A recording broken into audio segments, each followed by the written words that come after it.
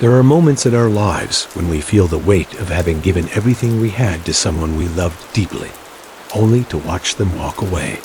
Perhaps you know this feeling, the tender ache that comes when you realize that all your care, all your attention, all the pieces of yourself you offered so freely couldn't keep someone close to you. It's a particular kind of sadness, isn't it?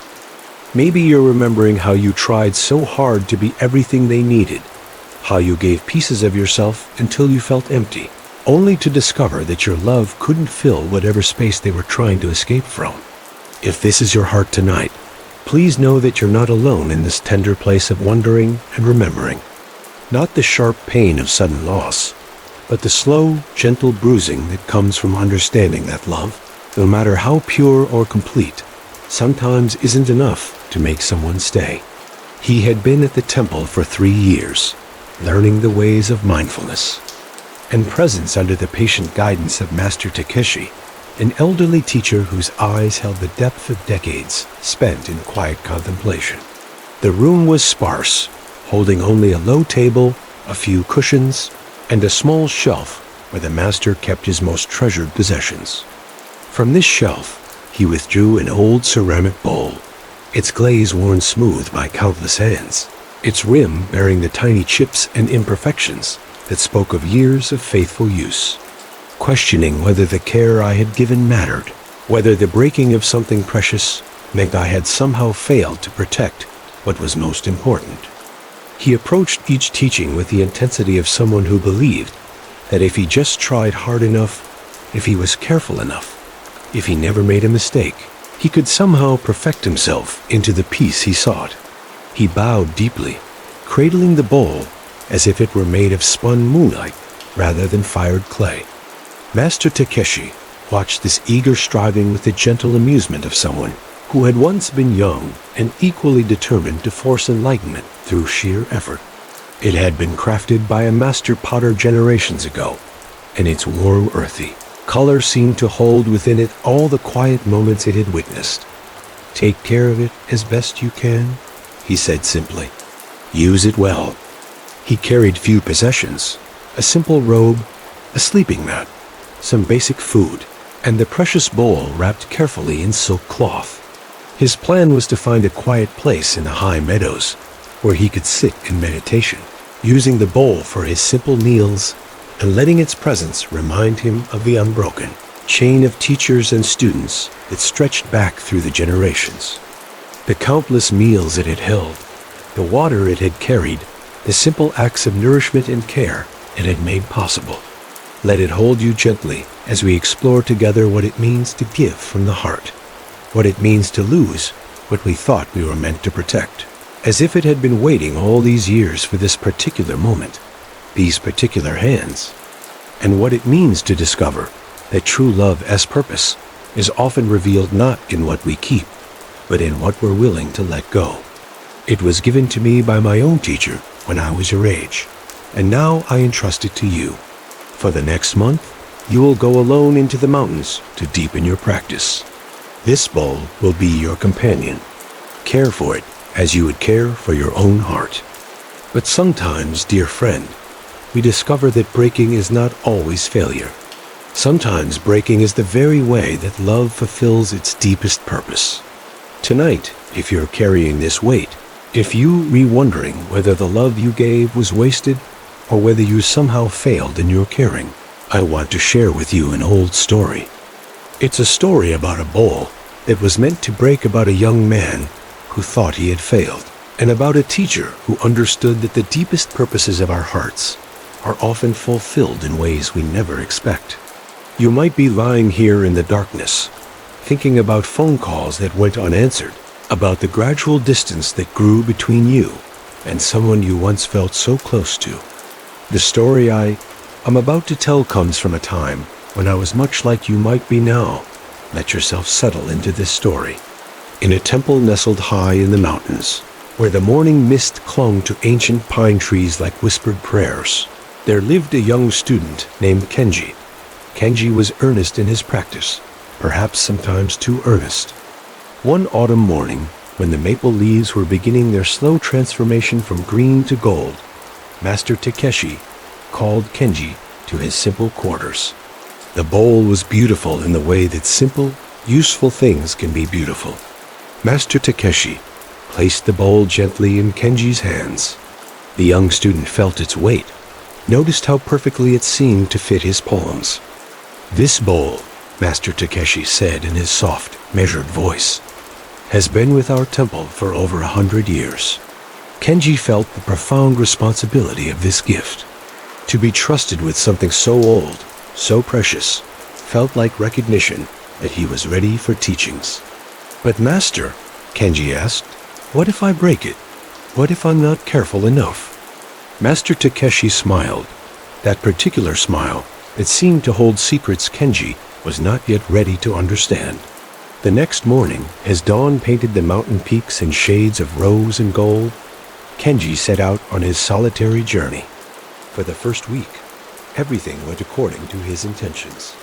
He found a peaceful spot beside a small stream, where the water sang softly over smooth stones and the wind moved through the grass like a gentle blessing. It was a sound that didn't belong to the mountain's usual symphony, not the call of birds or the whisper of wind through pine branches, but a sound of distress, faint but unmistakably human. There, beside a rocky stream swollen with recent rains, he found a woman collapsed on the muddy bank. She was perhaps 40 years old, dressed in the simple clothes of a village dweller, and she was conscious, but clearly in great distress. Her face was pale and drawn with exhaustion, and she was trying unsuccessfully to cup water from the stream with her bare hands to drink. Time seemed to slow as he felt himself falling, saw the bowl slip from his hands, watched it arc through the air before striking the rocky ground with a sound that seemed to echo through his entire being. But Kenji, after his initial shock, gathered the largest pieces of the bowl and carefully arranged them to hold water once again. Though cracked and no longer whole, the broken bowl still served its purpose. The woman drank gratefully, and with that water came enough strength for Kenji to help her back to the main path and point her toward the route that would lead her safely home. The ancient ceramic shattered into several pieces, and the water it had held for only a moment spread quickly into the thirsty earth. He would throw himself at Master Takeshi's feet, admit his carelessness, and beg for forgiveness. He would accept whatever punishment seemed appropriate for someone who had proven himself unworthy of trust. The broken bowl seemed to grow heavier with each step, as if it were accumulating the weight of his guilt and shame. Each morning and evening, he would unwrap the bowl with reverent care, use it for his simple meal of rice and vegetables, and then clean it meticulously before wrapping it away again. The old teacher's face was serene and welcoming, showing no sign of the disappointment that Kenji was certain must come when the truth was revealed. Through her labored breathing, she managed to tell him that she had been traveling to visit her sick mother in a distant village when she had become lost. The words of confession and apology tumbled out of him. How he had tried to be so careful, how he had failed in his responsibility, how he was clearly not ready for such trust. He spoke of his carelessness, his inadequacy, his deep shame at having broken something so precious and irreplaceable. There was satisfaction in knowing he had helped someone in genuine need, but underneath that good feeling ran a current of something much darker, shame, disappointment, and a growing anger at himself that seemed to expand with each passing hour. She had been walking for 2 days without proper food or rest, and now found herself too weak to continue. He had been entrusted with something precious, something that had survived for over a century in the careful hands of countless students and teachers, and he had broken it in 8 days. Every time he looked at the wrapped bundle of ceramic shards, he felt again the sick feeling of having let down not just Master Takeshi, but all the generations of teachers who had trusted students with precious things. He imagined the disappointment in his master's eyes, the gentle correction that would come, the knowledge that he was not yet ready for such responsibility. 8 days. The weight of this failure seemed to press down on him as he gathered the broken pieces and wrapped them carefully in the silk cloth, as if treating the fragments with reverence could could somehow undo what had been done. The bowl seemed to bring a special quality to these humble meals, transforming them into something approaching ceremony, something that tasted of gratitude and presence. But on the 8th day of his retreat, as Kenji sat in morning meditation, he heard something that drew him from his stillness. Rising from his seated position, Kenji followed the sound down a winding path that led deeper into the forest. Without hesitation, Kenji approached her. She looked up at him with eyes that held both relief and wariness, grateful for help, but uncertain about accepting kindness from a stranger. Kenji's heart immediately understood what needed to be done. The woman needed water, and she needed it in a way that her cupped hands could not provide. Without a moment's hesitation, he retrieved his pack and carefully unwrapped the precious bowl. The morning sunlight caught its glazed surface as he knelt by the stream and filled it with cool, clear water. As he turned to offer the bowl to the woman, his foot caught on a wet root hidden beneath the fallen leaves. The woman gasped, understanding immediately that something precious had been broken on her behalf. As he watched her disappear down the mountain trail, walking steadily now and calling back her grateful thanks, Kenji felt a complex mixture of emotions washing through him. He had failed. The remaining weeks of his retreat passed in a haze of self-recrimination. By the time he made his way back down the mountain path toward the temple, Kenji had constructed an elaborate confession in his mind. Master Takashi was waiting in the temple courtyard when Kenji arrived, almost as if he had known the exact moment his student would return. With trembling hands, Kenji unwrapped the broken bowl and placed the pieces before his teacher. Master Takeshi listened to this torrent of self-blame with the patient attention he brought to all things. When Kenji finally fell silent, exhausted by his confession, the old teacher reached down and gently lifted one of the larger pieces of the bowl. He turned it slowly in his weathered hands, examining it as if seeing it for the first time. "I see a bowl that has fulfilled its highest purpose. For 100 years, this bowl has served our temple well, holding countless meals, bringing nourishment to many students like yourself. But never, in all those years, has it served as beautifully as it did in that moment when it broke."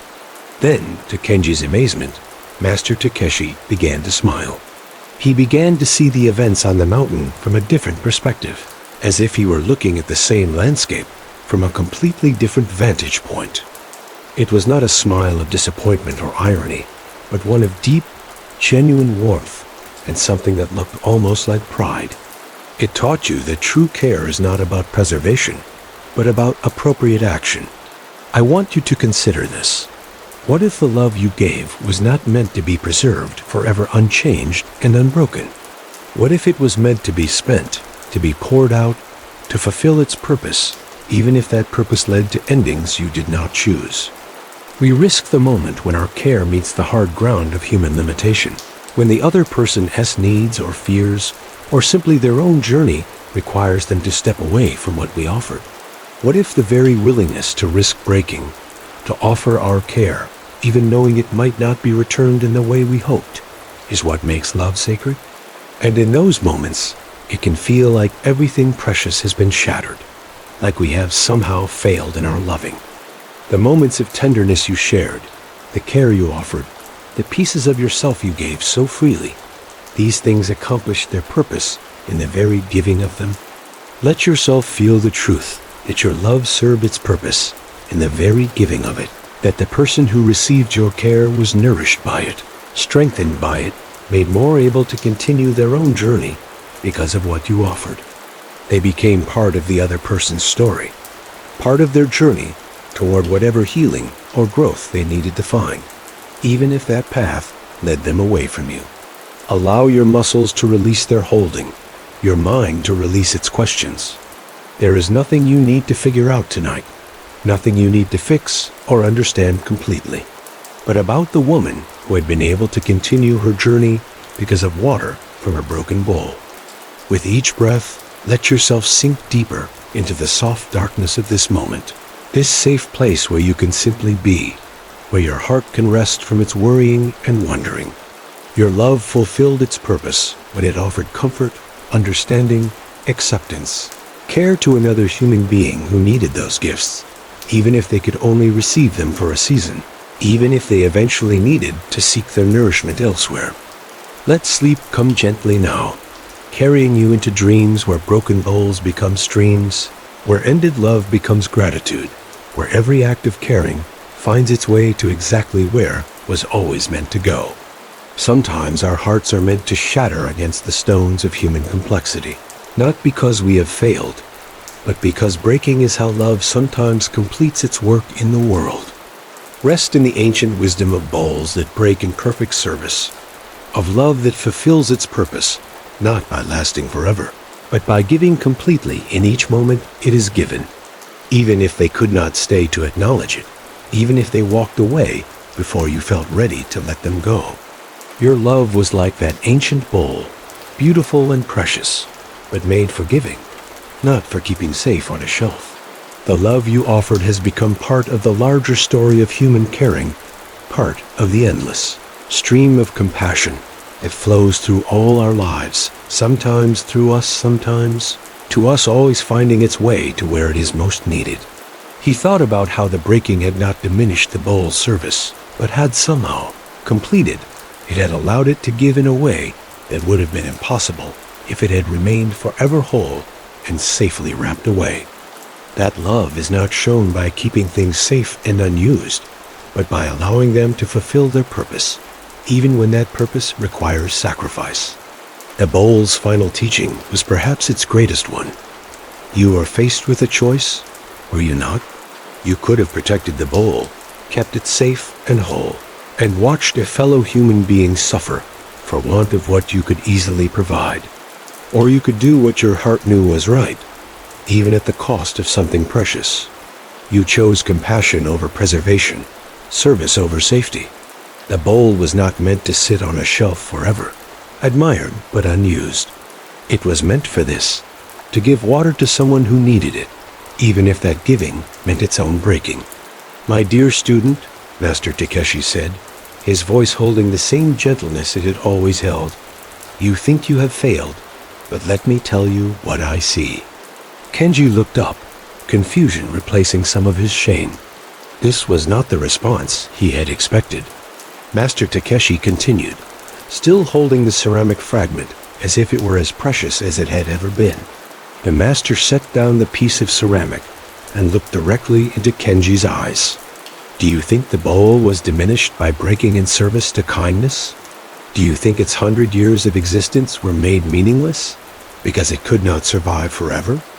Or do you think that perhaps, in that moment of breaking, it became more fully itself than it had ever been before? Kenji felt something shift inside him, like a knot that had been pulled tight suddenly loosening. The bowl taught you something that I could never have taught you through words or meditation alone, Master Takeshi continued. That evening, as Kenji sat in meditation, he found himself thinking not about failure and shame. And so, dear friend, as you lie here in the darkness, with your own broken places, your own sense of having given everything only to watch it slip away, the person you loved so deeply, who received your care like water from your cupped hands, they were nourished by what you gave. When we give our hearts fully to another person, we risk the breaking. But what if, like Master Takeshi seeing the broken bowl, we could recognize that our love fulfilled its highest purpose, not in the keeping, but in the giving? Your love was not wasted, dear one. It was not diminished by the fact that it could not keep someone who needed to leave. Sometimes we are called to be like that young student, willing to use our most precious things in service of what the moment requires, even when we know that such use might mean breaking. Tonight, let yourself release the guilt of not being able to keep what you were never meant to keep forever. The bowl fulfilled its purpose when it gave water to someone in need. Rest now in the knowledge that nothing given from the heart is ever truly lost. Let your breathing slow and deepen. Feel your body settling into this place of rest. Breathe in the peace of knowing you loved well. Breathe out the pain of what you could not control. Your love was beautiful. Your caring mattered. The breaking does not diminish the beauty of what was given. Rest well, dear heart. Rest in the peace of love given freely, of service offered willingly, of a heart that chose compassion, even when compassion meant letting go. Sleep now, sleep peacefully. Sleep knowing that you loved well, and that such love is never, ever wasted.